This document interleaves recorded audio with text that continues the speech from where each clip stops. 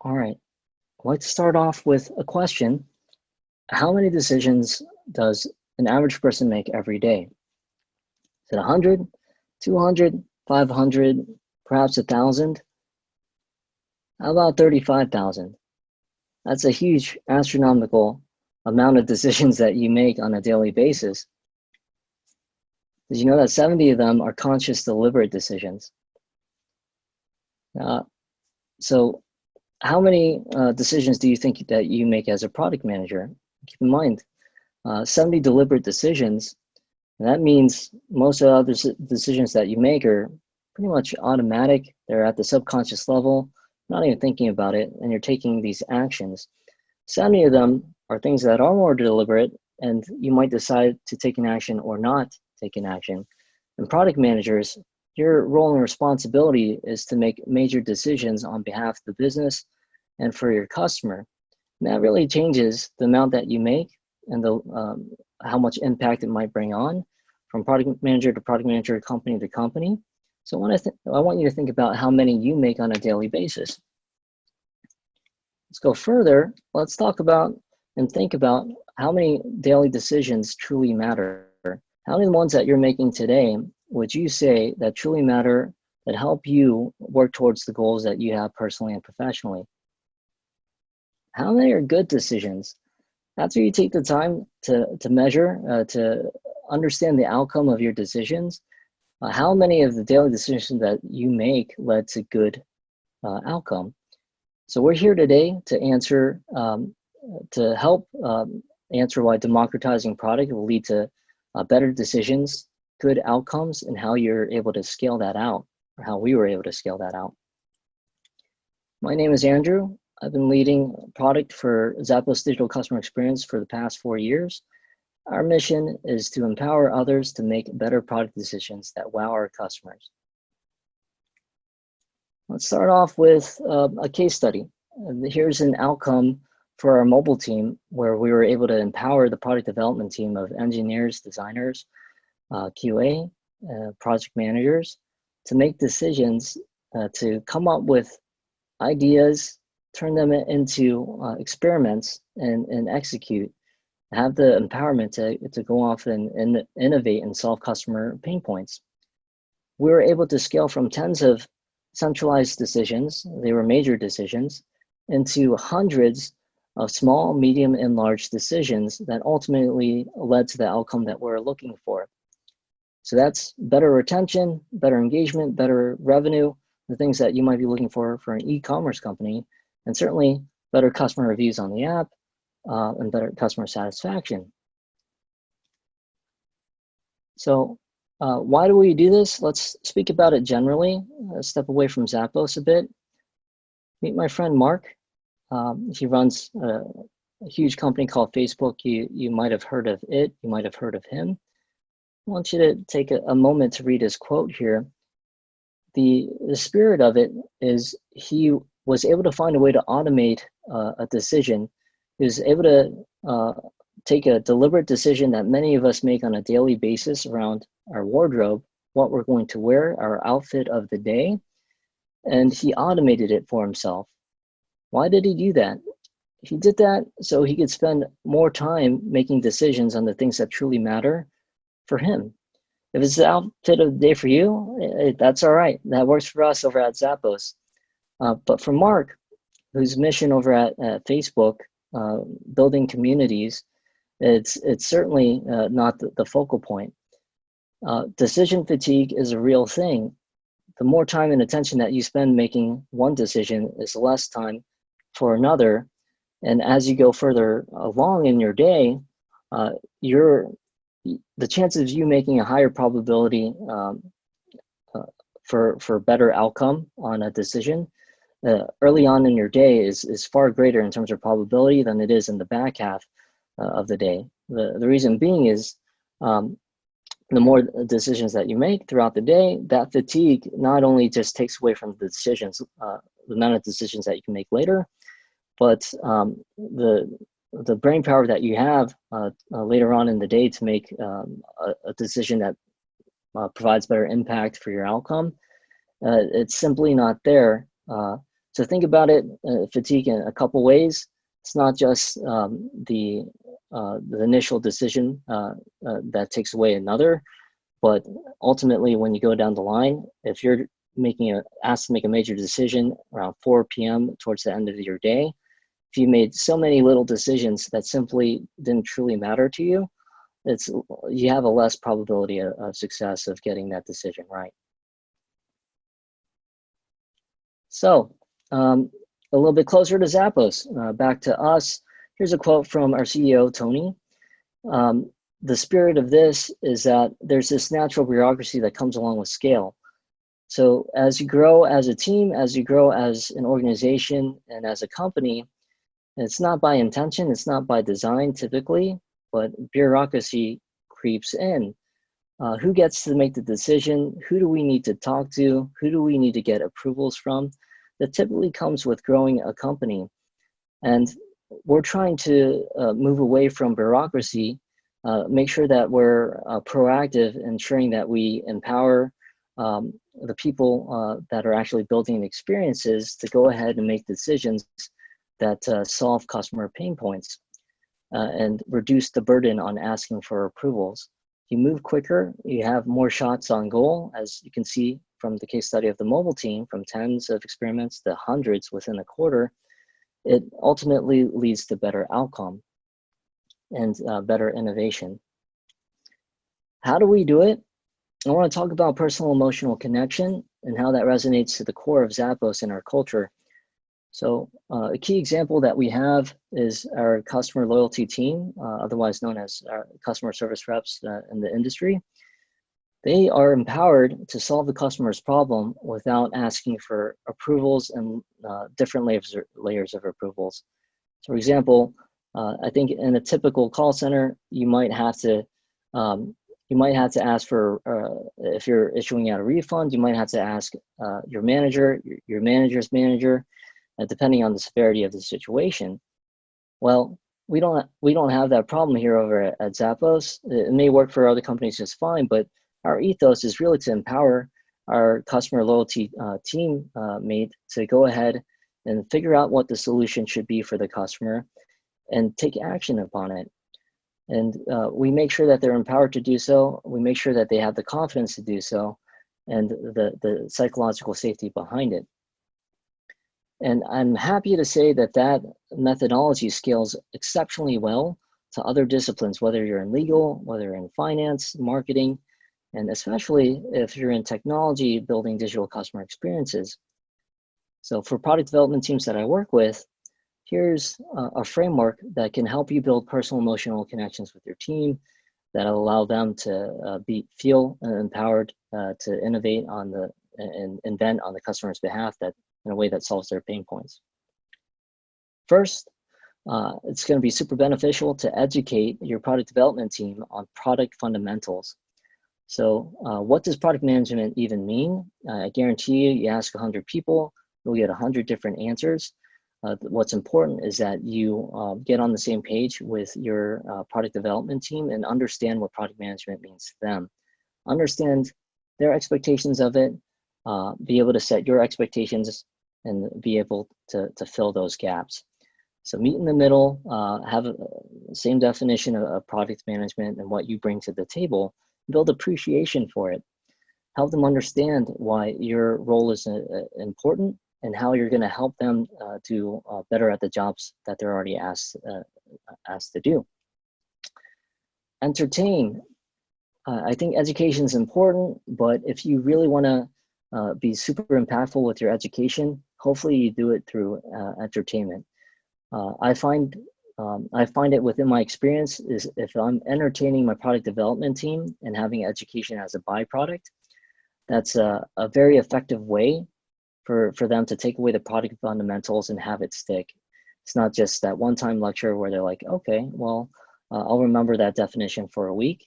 It becomes something that is ingrained with them and they start to practice it themselves. So building the product muscle and the discipline across your, scaling it from yourself into others, it's an effective way to do it is finding engaging activities that resonate with your product development team. And we'll get into examples later. Third part, Empowerment. So just talked about psychological safety, building confidence within that empowerment, making sure that they know that they're not only empowered, but they will have the means to be successful within that empowerment. That means access to the data. It means access to key insights. It means the tools that you can provide them to easily execute on an experiment and measure the results of it. And we'll get into key examples on what psychological safety means to us at Zappos. So let's start back over at education and build on, add some color to that part of the framework. So education, something that I like to start off with is the definition of customer centricity, because typically folks get it half right. So customer centricity, typically what I hear is we're solving a customer pain point. And that's absolutely correct, but there's another part of it that doesn't get enough attention. You want to solve customer pain points for the customer that values your brand exceptionally. So we're talking about your ideal customer that partakes in your value props. For us at Zappos, our value props are around our fast free shipping. It's around 365-day easy return policy, and our friendly customer service, and their vast product selection. So we find being able to solve customer pain points for the customers that really appreciate those value props, the things that we do uniquely well into the market, that's where we spend our time. That's how we are customer centered, and that's how we build customer centricity beyond ourselves as product managers and onto our engineers and designers, etc. What is brand positioning? So we touched a bit on that with value props and unique positioning. The things that you can do, your brand can do, your company can do so well, so uniquely well, that you have a competitive advantage against the rest of the market. This is super important. It's going to help your teammates ideate on why Zappos should do something. Why should it be Zappos that goes after a specific idea? Is it a better idea for somebody else, or are we in a great position to solve this pain point and get the outcome that we want for our customer, and ultimately the outcome that comes back into the business for it? Take it a step further, you go into the team's positioning, and I don't think this gets enough appreciation either, but you start to think about what, the talent on your team, the expertise on your team, and the platforms and the channels that you work on. So for example, on the mobile app team at Zappos, we're talking about native development, native engineers on the iOS and Android side. You got mobile first UX designers, and from a talent perspective, that's the positioning. And there's certain features that make better sense on a native mobile app than they do on the desktop or even mobile web channel. So you start to think about, okay, is this the proper idea for Zappos to go after? You go beyond that, and you think about why us, why our team versus another team within Zappos.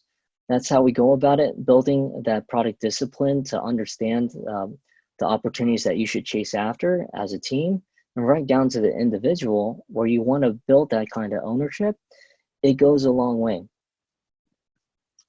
All right, so more on education here. How can you get the data? So we talked about democratizing it, making it accessible, making sure whether it's a query, whether it's a self-serve tool, making sure that they're trained up on the fundamentals of it and they can get more comfortable with it and build that acumen over time. So think of it as an upfront investment. Make sure that they're well equipped to work off the same data sets that you are. And I bet you over time, they're going to start surprising you with some insights that you wouldn't have found out if you were just on your own. It's an amazing feeling. How should you analyze that data? So a step further, it's not just about pulling data, but something super important about the product discipline that you'd want to scale out is that you want to interpret that data correctly. What qualities of the data, when they're looking at it, what are the qualities of the data that make it an actionable insight. What makes it relevant to the effort that you're working on, to your teammates within your product development team that helps support the things that we're trying to achieve.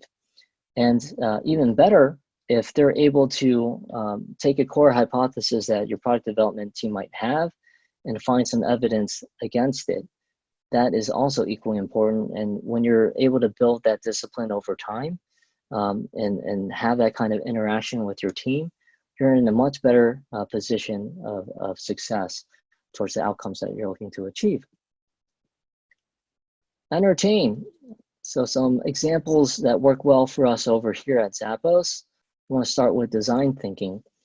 There's a short list here of my personal favorites that yield a ton of great ideas across the team, and they have a heck of a lot of fun with it.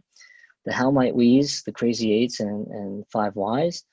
For the sake of time, I'm not going to go into each one in depth, but let's talk about crazy eights for a moment. That's just a personal favorite of mine.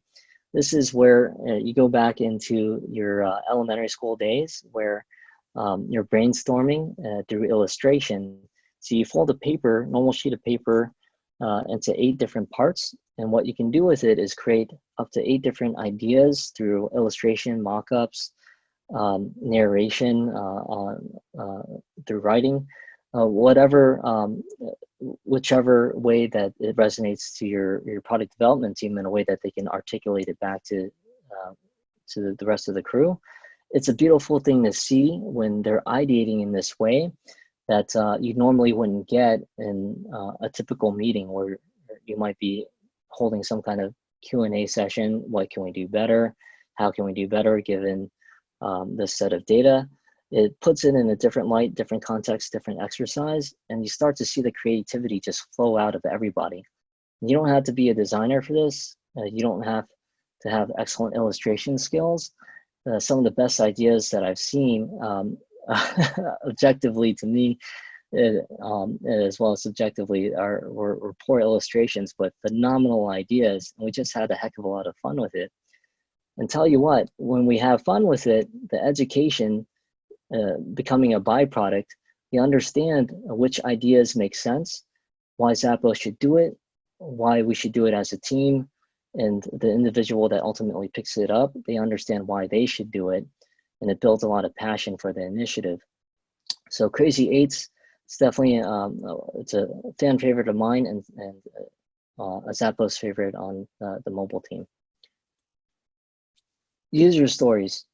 Become a master storyteller. Make sure within your user stories it resonates back into the audience, whoever might be reading it. Typically, it's going to be your engineers or your UX designers. And you want to walk away, you want them to walk away with a great sense of what the problem is, the size of the opportunity, who you're solving the problem for, and what the actual problem is. So if you do this effectively, you're building the product discipline within them. You're leading by example. If you're oversharing the data, you're expanding on your product artifacts, on the user story itself, the key actionable insights that you're deriving your hypothesis from. I promise you, those are things that can rub off, especially when they're creating their own user stories, and that's something that's happening within Zappos. We are empowering others to create their own user stories. And the amazing things that I've seen from it is that they've gone above and beyond the things that I've done. And I've been able to pick and pull parts from them. I'm inspired by their work. An example, that GIF you see, I didn't typically, my user stories had the hypothesis, the upside, the personas that we're going after, etc. And all the data in the world, but I was lacking the color. So visuals make things a lot more memorable, and GIFs, videos, having it done in an entertaining way, I promise you that helps the user story stick. It helps educate your product development team on why the user story is important and why we should be making that investment. And tell you what, it also adds a layer of interaction you start to get this chatter between you and the team and the common thread that you have within the user story. It usually builds on top of the idea, and you're in a much better position of success to succeed on the idea because of it. You're building on top of each other's ideation. Team updates. Same thing here. If you're able to do it in a way where you're bringing back key insights, how you're doing, the health check of how you're doing as a team, but also the individual efforts that you have. Those are our typical team updates that we provide. If you do it in such a way that is enticing to the audience, you have a fantastic headline that captures their attention. They understand, they have a way to get more context with the subtitle, and you have a call to action to lead towards finer details. I find that to be a really good way to entertain your audience and also educate them at the same time, and hopefully build a better appreciation for the effort and also the discipline of product. So I want you to think of Robinhood Snacks. If you haven't partaked in that product, they have a newsletter, a daily newsletter that goes out, and a daily podcast that goes out. It's a fantastic example that I'm inspired by, and that's what we try to achieve internally over at Zappos. Empower. I want you to empower your team, and the first example that I want to key in on is around one-way doors versus two-way doors. And this is a popularized term made by Jeff Bezos, the CEO of our parent company, Amazon. So the difference between a one-way door and a two-way door is the one-way door is a hard decision or action to reverse. Two-way door, super easy to reverse and walk back. What you want to do is maximize the reversible decisions because it creates a bias for action. If you build some guardrails, if you set that in place, it makes it a heck of a lot easier to build confidence for your team that they can go off and ideate on hypotheses and efforts that hopefully will achieve the outcome that you're looking for, and do it in such a way that it's a two-way door versus a one-way door. So that's a key construct, plus the guardrails that I think everyone should consider to mitigate the risks of going live to your customer base. Some industries are different from others. Healthcare versus, say, fashion retail, very different story. So you have to figure out what works for you. But what works for us over at Zappos, an example is feature switches. We call them kill switches on our side, where we can dynamically take a feature on it and off.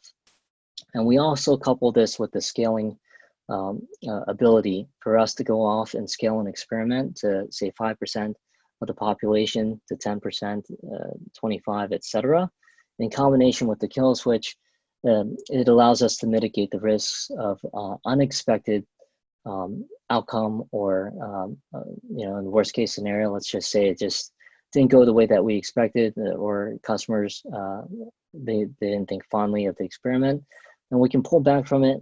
No harm, no foul. We gave it a shot. We're gonna reverse that decision, and we're gonna hopefully take away key insights from it. So another guardrail is having the quantitative data in place, and also put yourself in a position to grab qualitative data.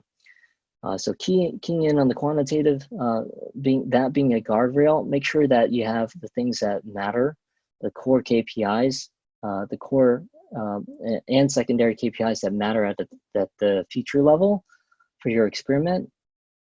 If they're being measured appropriately, then you have a body of knowledge to understand what occurred, and that equips you and puts you in a much better position to ask why it happened. And if you can ask why, you can understand the qualitative side of it by speaking with the customers that it worked for and who it didn't work for, to help you decide on whether you iterate on it, whether you double down, approach it in a different way, and ultimately put you in a better position of success. All right, last thing for empowerment, make sure that you celebrate the losses as much as you celebrate the wins. You learn a lot from your losses, especially if you have that guardrail of quantitative and qualitative data in place. Something that I think about as we take a look at personalization efforts. I want to take a loose example here. If you're rolling out an A/B test to the general population, the general audience of your product, and you do a 50-50 split, or whichever way that you want to split it, if it's a multivariate test or an A/B test. But let's go with the 50-50 split general audience. And let's just say that the test, it didn't outperform the baseline, which is the normal experience that your customer gets. Okay, no problem. Something that we might optimize for as an e-commerce company is retention. So we'll take a look at whether the customer came back and repeated a return for an additional visit or return for an additional purchase. Chances are that number isn't 0.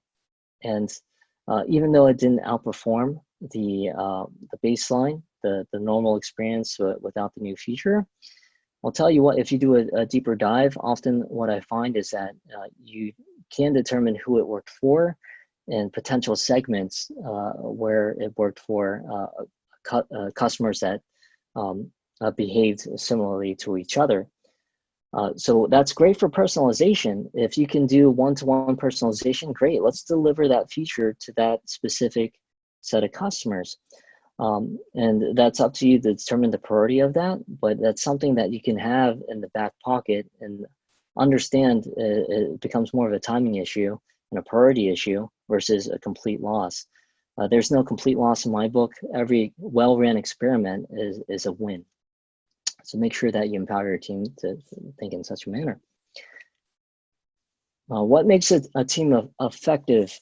So going into psychological safety even further, don't just take our word for it. This is straight from Google rework, and that's derivative of an internal project that they had called Project Aristotle, which was a 2-year study across 180 teams at Google to understand what makes up a high-performing, highly effective team.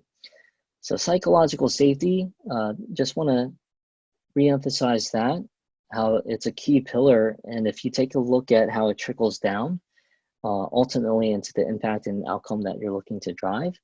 I'm a huge believer in this, and where we see it every day at Zappos.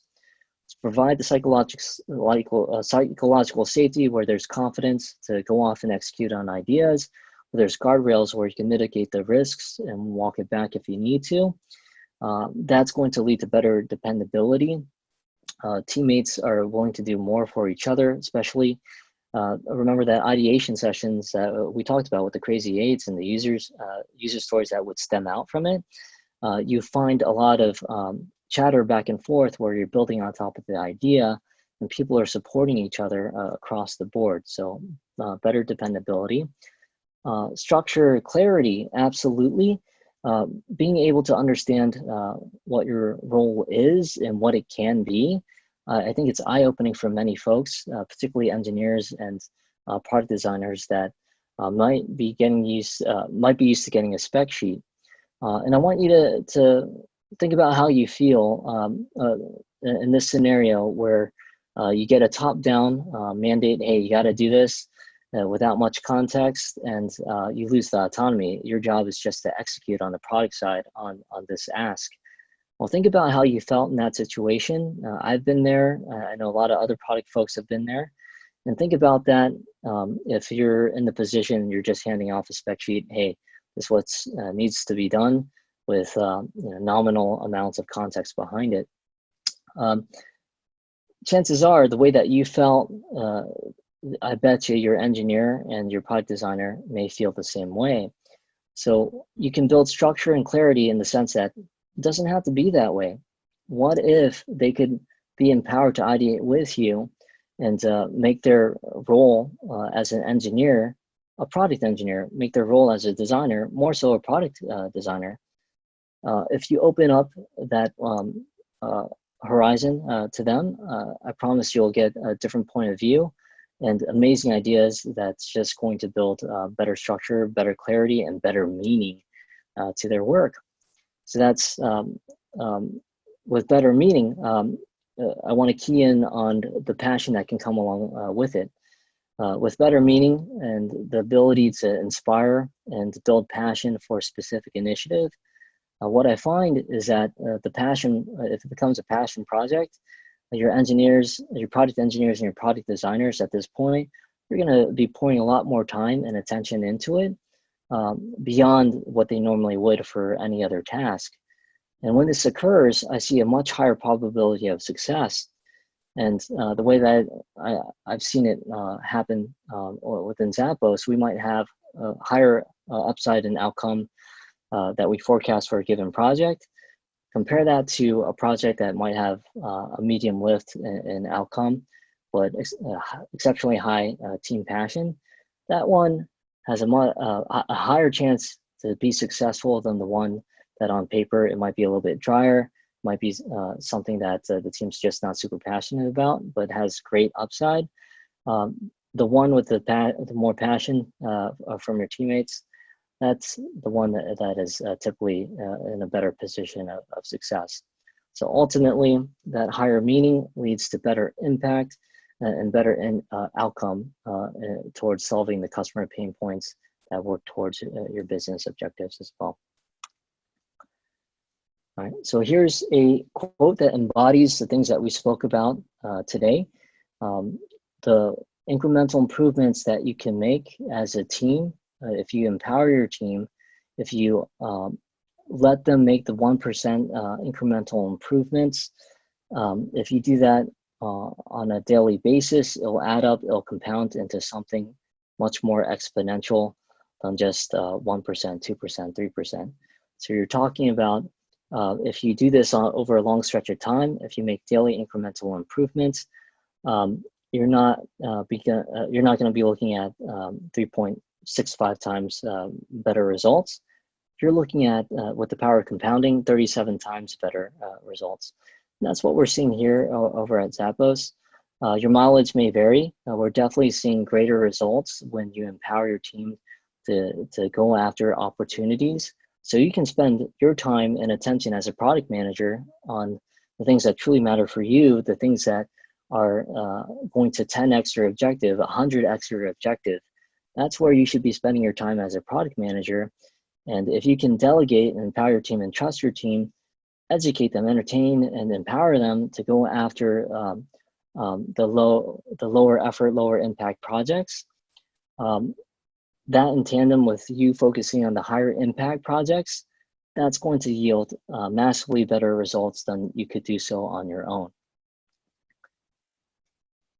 If you want to catch me on LinkedIn, Twitter, email, I'm open for all of that. I want to be accessible to you and help answer any questions that you might have. It means a lot that you spend time with me, and I want to spend more time with you if I can be helpful.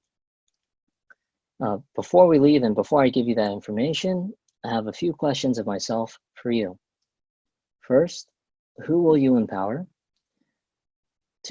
Second, who will you delegate to, or what will you delegate? And last, how will you democratize product? Thank you very much for your time. Again, it's an honor and privilege to be here with you. It's a passion of mine to build other product leaders. And it's amazing what Product School has done and the audience that they've created. And I am just super thrilled to spend part of my day with you all today. So thank you very much. Much appreciated.